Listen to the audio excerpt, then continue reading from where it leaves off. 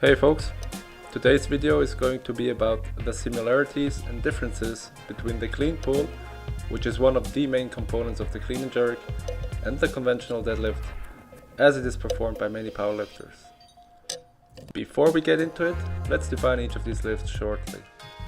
In the deadlift, the athlete's task is to lift a loaded barbell from the floor into an erect position, where the arms are held straight during the entire lift. In the clean pull, the athlete's task is to mimic or work on the pull of the clean and jerk by pulling the weight up to the highest position of a heavy clean, which is right around the navel area in a fully extended posture. Let's start with the setup. In general, the hips are positioned a bit lower in the clean pull than in the conventional deadlift. Consequently, the knees are shifted forward a bit as well. Having the hips lower and the knees a bit further in front leads to an increased tension in the quads. The reason for it is to set up the proper trajectory of the bar by using the quads during the first pull and especially during the second pull. However, there are athletes that use a very similar setup for the conventional deadlift as well, in order to utilize the legs more during the first couple of inches. Once the weight is lifted off the ground and reaches the kneecaps, few things differ between the two lifts. In the deadlift, the athlete pushes off the ground and pulls the bar along the shins, the knees travel back and move in conjunction with the hip and shoulder joints. The shoulders will be usually slightly in front of the bar as it approaches the knees. Same goes for the clean pull, although this changes as the bar approaches the knees, where the shoulders are further in front in the clean pull. In the deadlift, right when the bar crosses the kneecaps, the athlete usually starts to lean back, shortening the distance between the hip and the bar, in which case the shoulder joints and the bar become aligned. This remains to be the case until the completion of the lockout.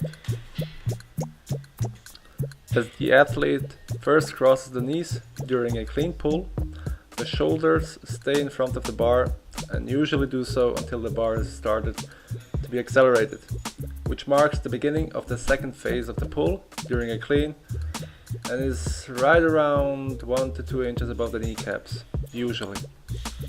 Since the clean pull is supposed to accentuate the pulling portion of the clean and represents an explosive lift, the dynamics of the leg, back and hip muscles will differ substantially from the deadlift. So what does this mean? As mentioned before, the shoulders are slightly in front of the bar once the bar passes the knees, as opposed to the deadlift. This will create more tension in the posterior chain, most notably in the hamstrings. The result of this is an enhanced ability to pull back and extend the hips powerfully, because the stretch reflex of the hip extensor muscles is being utilized to some extent. In order to initiate the extension, however, the bar is being pulled back forcefully along the thighs, while the knees will travel forward to some degree, just as the bar passes the knees. By doing this, the quads start to become engaged, which ultimately ensures a straight upward trajectory of the bar. Now, just before the athlete fully extends him or herself with the bar, the shoulders are positioned right above the bar, knees are bent, and the bar itself is usually at the middle of the thighs, which is referred to as the power position, where the highest amount of force against the bar can be applied. Also note that during the entire lift, all the back, especially lower back muscles, have to be contracted isometrically, meaning the back has to be completely straight and in a neutral position. Whereas in a heavy or near max deadlift attempt, a certain degree of rounding of the lower back is permissible and also to some extent unavoidable. The particular synergistic use of especially the quads, hamstrings and hip muscles during the second phase of the pull, and especially the power position, resembles that of a vertical jump, which is something that differentiates the clean pull from a deadlift, which utilizes all of these muscles to a different degree and in a different manner. In order to lift the bar up to a particular height, the athlete has to fully extend him or herself with the weight, in which case the torso, legs and feet are completely straight. This in turn resembles a jumping motion to some extent.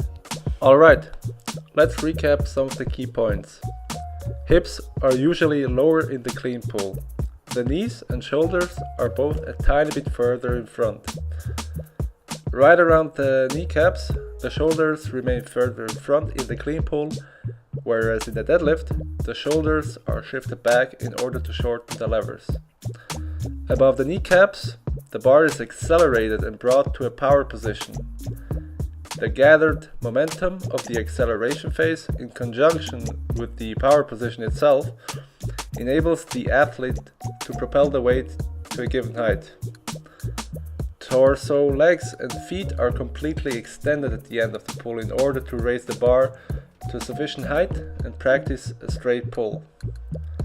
Back is completely straight during a clean pull, whereas in a very heavy deadlift attempt, rounding of the back is permissible to some extent. So there you have it, folks. I hope I could shed some light on the differences between the two lifts that will help you in your training. If you liked the video, give it a like, comment down below, subscribe for more upcoming content like this one, and thank you so much for watching. Take care.